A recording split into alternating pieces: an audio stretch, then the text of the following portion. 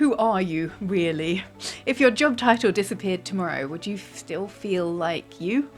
We live in a world where our professions often define us, but is that healthy? And what happens when we take a break, change careers, or retire?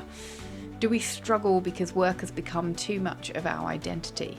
Or does it give us a sense of purpose that we just can't live without? Today we're exploring the neuroscience of identity and the benefits and risks of tying your self-worth to your job, and how to strike a balance between career success and personal fulfillment. If you've ever felt lost without work or wondered how to separate who you are from what you do, then this episode's for you. Let's dive into it.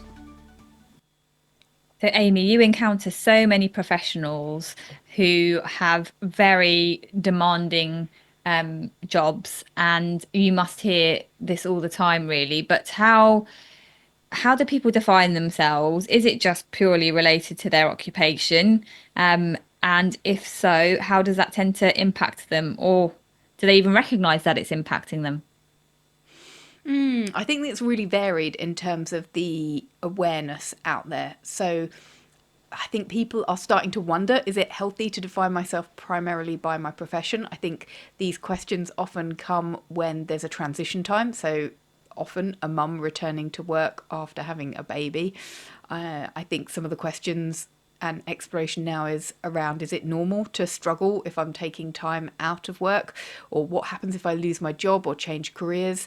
I know probably a larger number of women than is part of the national average who don't have a paid employment. It might be that their primary role is as a mother or a spouse.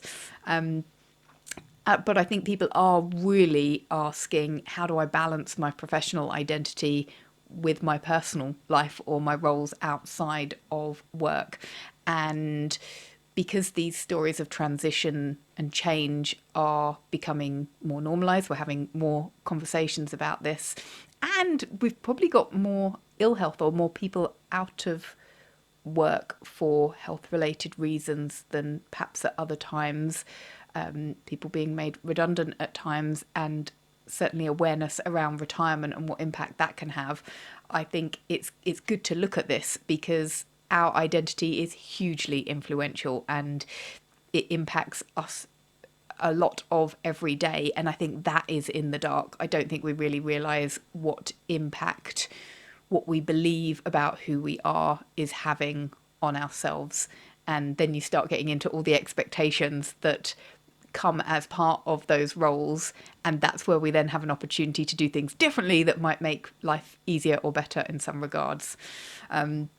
So I think when looking at this topic, I've approached it as kind of the pros and cons of our identity being purely from our work, and possibly the biggest and meatiest chunk is around our sense of purpose and meaning as a benefit that work can offer us, or I could even say our role can offer us, because it could be any role that, if we choose to look at it as purposeful and meaningful, then that can be hugely valuable to us. And if it aligns with our values, whatever this role is, then it can be a hugely powerful source of motivation and fulfillment. It can activate the regions of the brain that are specifically linked to fulfillment and reward, like the ventromedial prefrontal cortex. And it can correlate with the positive emotional feelings that can enhance our overall well-being. So if there was one thing that would be recommended, it would be to get clear on your values and the purpose and meaning behind whatever role you have. I imagine you see people for whom this is a reality and for whom it isn't. And have you noticed anything there? Yeah, I mean, from personal experience, even Amy, as you know, my training has been very lengthy, as are other professions. But so, having years in this profession, it's, completely not an unreasonable thing for that to form the basis of my identity. It's such a huge part of my life. And I definitely know that after my maternity leave, unfortunately, my relationship ended as well at the same time as my maternity leave ending. I did dread going back to work, but actually going back to work really boosted my self-esteem and sense of worth again. I was feeling useful again, and I was feeling really grateful to my patients who were grateful for me. And I was providing a service to the community of patients. And I, yeah, it really did add a lot of kind of yeah, my self-worth was kind of again highlighted at a time when it could have really plummeted, and I owe that to my job.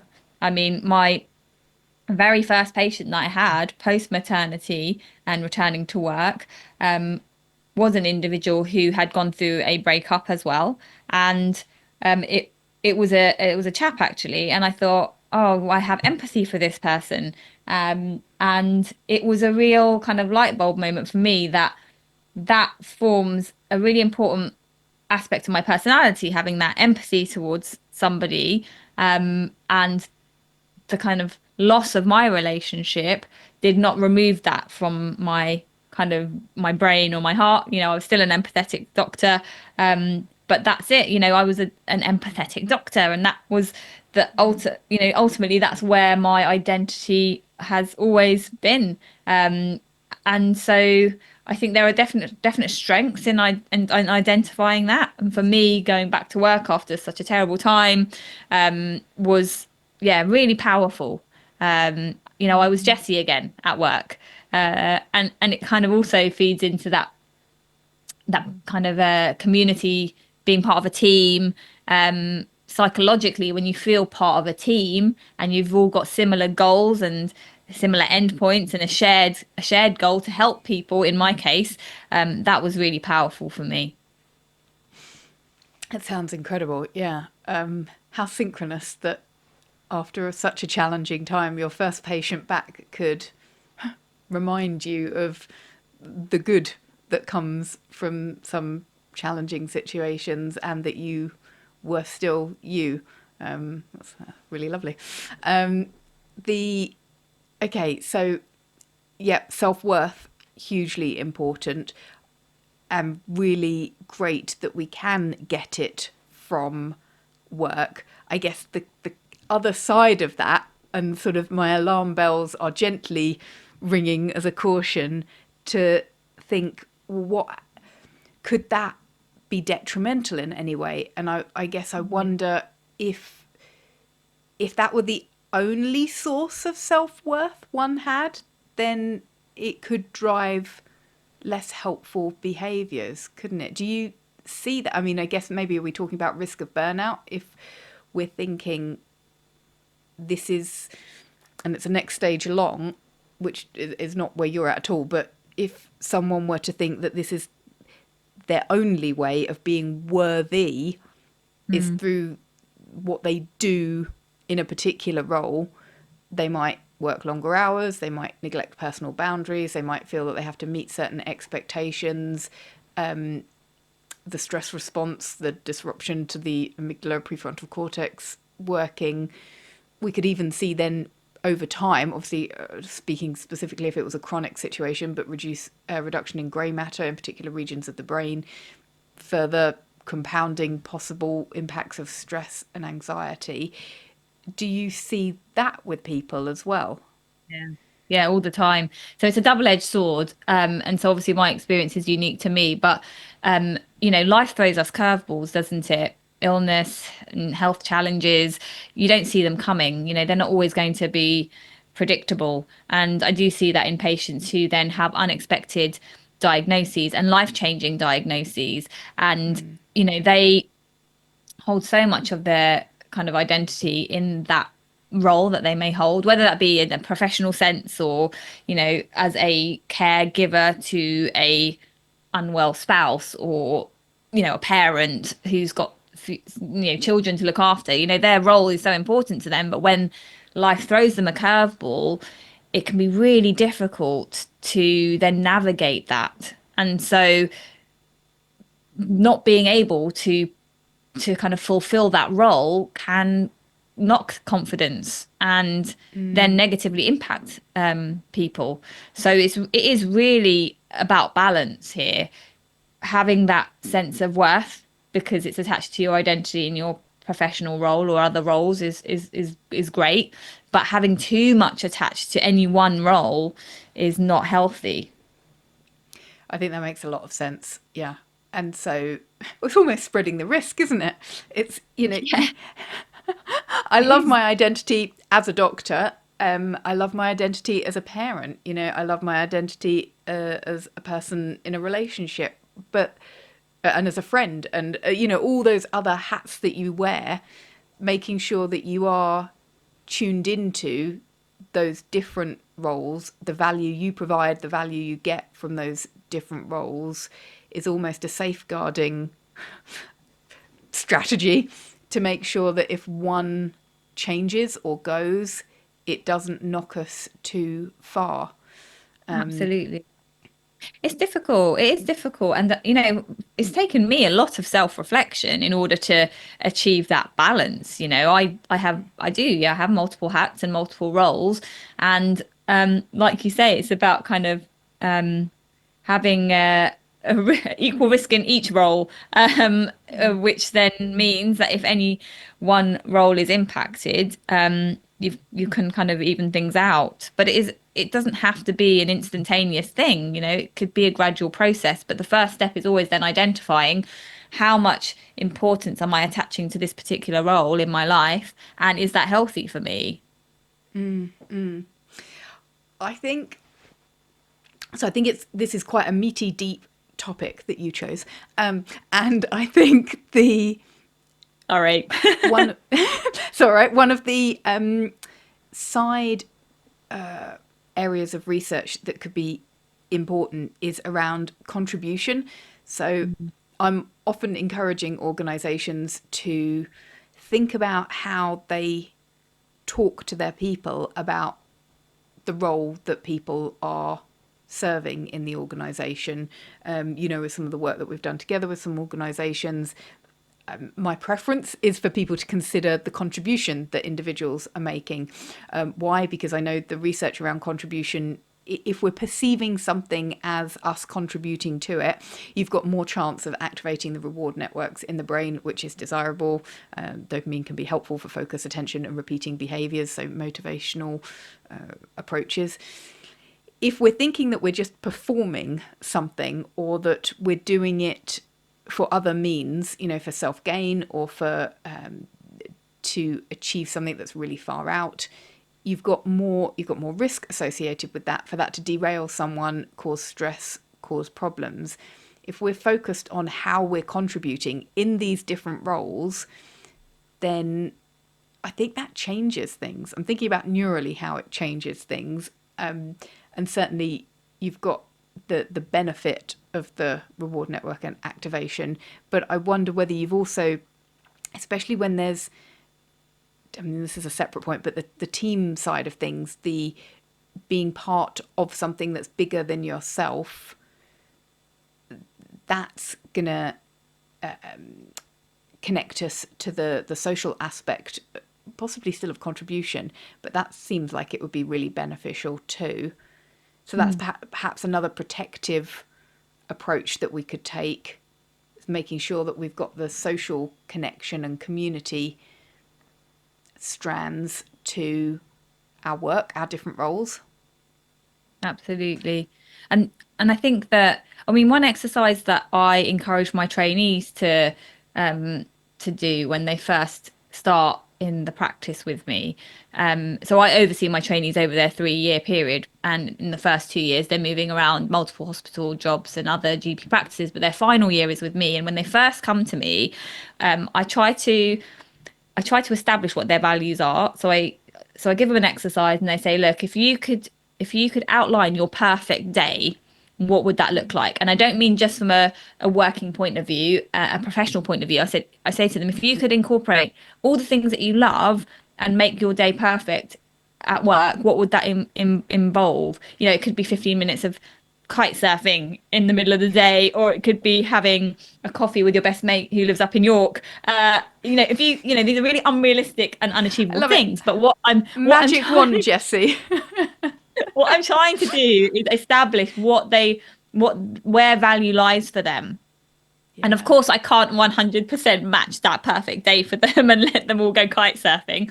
But what it shows to me is that they place value and importance on these particular hobbies, getting out, exercising. And, as an organization, okay, yes, less so in my profession as a doctor. But in organizations, how can you incorporate people's values into their working day, which, as you Mhm. have already alluded to, increases productivity and efficiency, and by then kind of being more aware of people's values and inherently, how their brain works and what motivates them and makes them tick. That's got to be a kind of a good approach here, surely. Absolutely. I love that exercise. I think everyone should do that to glean the things that are important to people because as you say it's what it triggers, it's what it represents, not it's not necessarily just the kite surfing. They may love kite surfing, but there may be other ways to get what kite surfing gives them in a working day when they can't always get the kite surfing in. So that sounds brilliant. And it sounds like, from a psychological perspective, it's that sort of multi-dimensional identity. So it's not just the I am this, I do that, and that's how I contribute, but it's broader and that it increases options. And I think a coaching based approach is always suggesting increasing choice is wise for individuals and having more ways that you can have a great day beyond just your identity at work is a good thing. So yeah, what jumped into my head there is the other risk of a purely focused work identity is what happens when you're not doing so good at work. What Mm. happens if you're? Is that then where some of our problem with people's hunger for feedback and challenge around feedback is coming from? Because my suspicion is that a lot of us are not comfortable not being perfect. And is that Oh, yeah. because we've just got such an identity linked to what we're doing? And then if I say, but you're not a perfect doctor at the moment, trainee, then they're going to feel like, oh my gosh, all of these years, decades, well, not quite decades, but, coming up to a decade that I've been investing in this process. If I'm getting stuff wrong, does that mean I was wrong to choose this profession? Like, do I not know myself at all? Like, all of the cascade of negativity that could ensue. And yet you've got to give them feedback. They need to know when they've done something wrong. And it's the same in many other industries and professions. Obviously, it's very acute and potentially life-threatening in medicine. But that's one of the reasons I love talking to you and I love the medical example is because often then it can be reassuring for other people. It's like, yeah, we've got to do it in medicine, but we've also got to do it in other places. But in some ways, it could be easier in other disciplines because we're not talking about the life and death. But the effect that it has on the individuals is going to be the same, isn't it? People are going to hear feedback as a challenge to Exactly. their identity. Yeah, and obviously my profession, of course, is less lenient on this front for obvious reasons in terms of setbacks. And so we definitely are really hot on minimizing those and mitigating those. But setbacks are a part of growth, and it's really important to be continuously learning from things like that. And for my trainees, for example, patient interactions are and discussing those interactions are so important. As part of their examination preparation for their final GP exams, they have to it's slightly different to when I sat my exams, but they have to submit recordings. And actually, the new exam, it's been changed recently, is to do some online patient scenarios with actors who are very well trained. But I make a conscious effort in the preparation for that exam to say to them, look, do your recordings. Obviously, get patient consent with real life patients to record your interaction, and then let's listen to some of them. And I don't tell them in advance which ones we're going to listen to. I ask them to just record, and then I say to them, okay, so this tutorial we're gonna go through some of your recordings. Oh, well, let's just scrap some of them. Which ones were really awful? Which ones were really bad? Which ones like just went terribly? And then they admit to me which ones they are, and I say, great, we're gonna look at those ones then. And they are mortified initially, but they're the ones that they learn the most from. There's no point us watching the ones where they've done a stunning performance. It's the ones where they feel things could have gone really, they went really wrong and they could have done better. Um, so that's it. These setbacks, they're all such learning amazing learning opportunities. And I think in any organization, not just mine, not just the NHS and medical, but when things happen, it's really important to then have processes in place, which I think a lot of the organizations you work with are very good at this. But what could we have done differently? What can we learn from this experience? I agree. I think there's real hunger for that. I think individuals still struggle with being okay with not being perfect. And some organisations, that's because people perceive still a blame culture. So they think if I admit to not having done this right, it's all going to be on me. And that's going to be really negative. And there's an awful lot of complexity when trying to unpack this with companies and fix all the different influences on that. But certainly, one thing that each of us have the responsibility to do is to make sure our identity goes beyond only our work, to take our work seriously, to love the opportunity we have to contribute, but almost be, well, yeah, I feel like there's getting to a point where knowing that we might not be the right fit for a role. And, certainly there's so many jobs that I would be the wrong fit for. I would be incompetent. I would not have the skills, not have the right mindset. I would not approach things well. But I wonder how comfortable we each are at acknowledging that and making sure that we really know our values, but also our strengths and our weaknesses in different areas. I think those conversations are happening. Society is shifting. There's a lot more work to be done, of course, but even things like, I'm definitely not the perfect mother, but I like to think I'm a good one. And actually, it's okay for me to not always be perfect, and recognizing that and forgiving myself. The mum guilt, we've all been there, those of us that have children. But we have guilt in other areas of our lives as well, like the guilt at work, not performing well enough and letting our colleagues down. And actually what we need to just do is to just take stock, stop and realize actually this is one aspect, this is one facet of our life, one aspect of our personality, one hat that we have, and we're doing all right actually. And having that internal kind of introspection, that self-reflection, not being so hard on ourselves. Yes, we need to recognize when things need to change, and we need to you know perhaps build on certain areas of our lives, but actually just reminding ourselves that being perfect isn't all that it's kind of made out to be. It's okay to not be perfect. Yeah, I love that. And I look at the organizations and the people entering that phase of their life, and then also rewind and look at schools and think about how are we nurturing children that recognize their identity is beyond what they produce or deliver academically. And different schools are doing this to different, yeah, embracing it at different levels, I would say.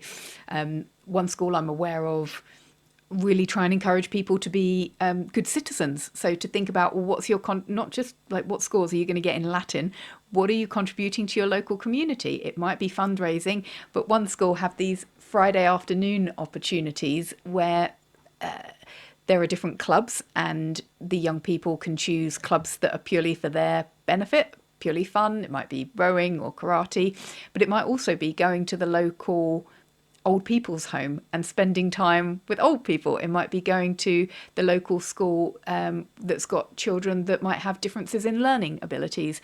And the contribution that they receive, I think, for the experience they have being in these environments is immense.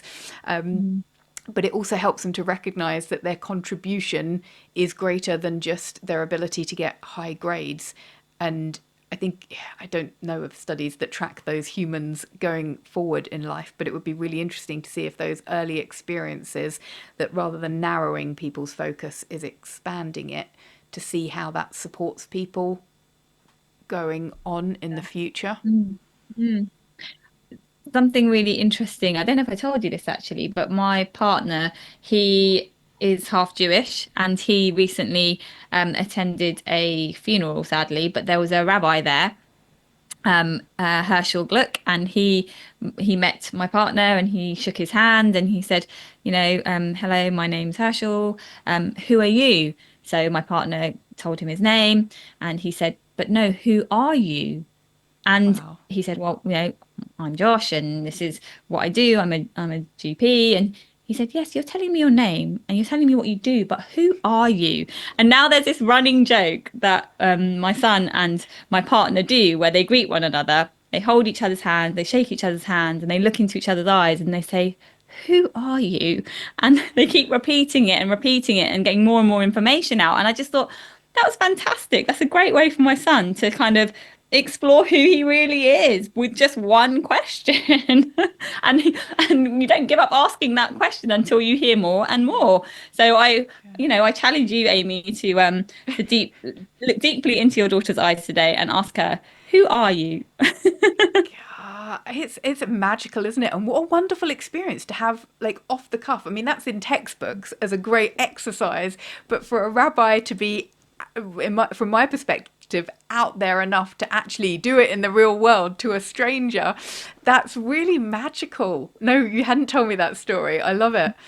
And it is, and that's the crux of it, isn't it? Is who do we think we are? Do we think we are just a doctor, or a consultant or an author or whatever it might be?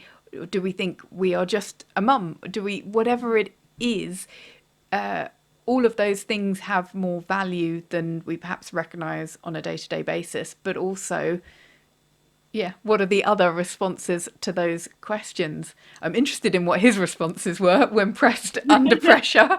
And I'm not sure how far or I would take my answers, and I'm not sure how vulnerable I'd be in that situation. But I guess the invitation is to make sure that we can be that vulnerable with some people. Certainly, there was one of my daughter's friends who seriously impressed me. Was at Christmas time wrote, I think it was Christmas time, wrote not just a single word on a card for each of her friends, and it was like all of the words were nice, but they were all sort of how she experienced the different friends.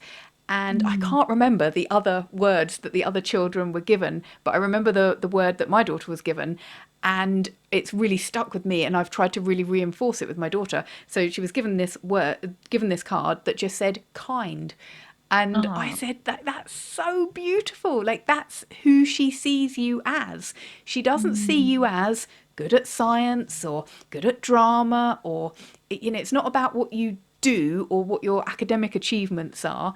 It's not, well, it's partly that you bring her nice food that you've baked, but it's more than that. This is the position that you occupy. This is your identity to her, and Mm. it's only a part of the identity, but it's a lovely part, and it's a part that probably is not frequently recognised in her main environment. So at school, do we tend to raise up and praise that aspect of young people's identity? In most schools, no, like partly because of the time constraints. Teachers do an amazing job, and I'm sure many teachers do put a spotlight on great character traits and great behaviours. So yeah, let me be clear that I know teachers are doing an incredible job.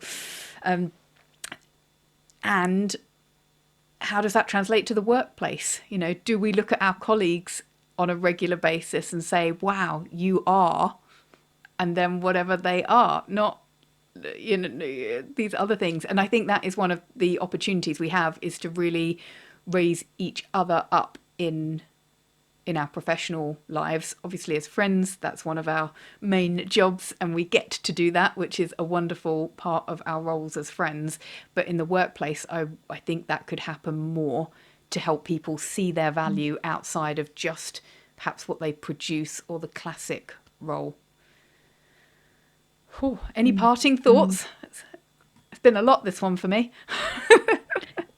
Has been a lot. Yeah, it has been a lot. I guess really it's I'd probably say just be vulnerable and honest with yourself and actually ask yourself that question. and see what answers come to mind. If if Rabbi Herschel Herschel Gluck came to you, Amy, what would you say to him? That's a brilliant thing to reflect on. I definitely will. Well, if you've found today's episode as helpful as I have and as stimulating, then please do share it with a friend or colleague who might find it helpful. It's one of the best ways to help us grow and reach more people like you. So make sure you're following us on your preferred viewing or listening platform so you're first to know when a new episode is released.